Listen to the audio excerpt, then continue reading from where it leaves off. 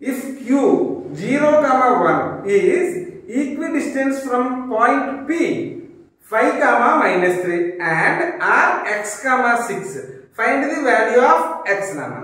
ఏవో 2 పాయింట్స్ ఇచ్చాడు నాన్న. ఆ 2 పాయింట్స్ కి ఈక్విడిస్టెన్స్ లో ఇంకొక పాయింట్ ఉంది.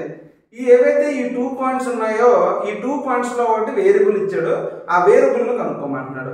ఆ వేరియబుల్ ఏంటంటే మనకి x. ఓకేనా? సో చూద్దాం ఒకసారి. సో మనకి ఏం ఇచ్చాడన్నా? సో p పాయింట్ ఇచ్చారా? సో p పాయింట్ ఎంత అన్నాడు?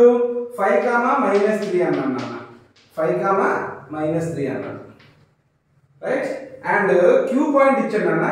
సో q ఎంత ఇచ్చాడా? 0, 1 అన్నాడు. అండ్ r అనే పాయింట్ ఇచ్చాడు నాన్న. ఎంత నాన్న?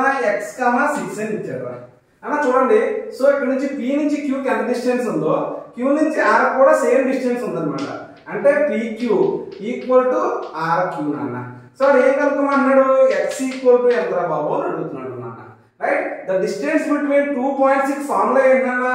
√x2 - x1 whole square plus y2 - y1 whole square. So దీన్ని మనం x1 y1, దీన్ని మనం x2 y2 అనుకున్నాం కదా. So x2 - x1 whole square అంటే 0 - 5 అంటే so 5 square plus y2 - y1 whole square అంటే 1 మైనస్ ఆఫ్ -3 అంటే +3 అంటే 1 + 3 అంటే ఎంతనా? 4 స్క్వేర్.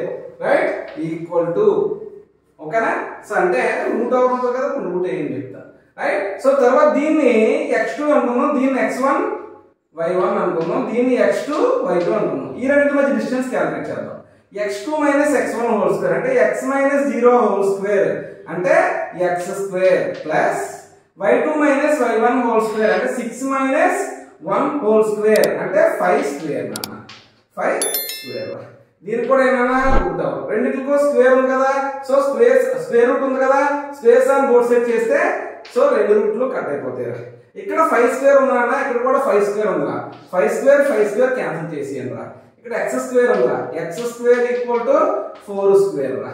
రైట్? సో అంటే x స్క్వేర్ ఈక్వల్ టు 16 నాన్న. అంటే x ఈక్వల్ టు +or -4 రా.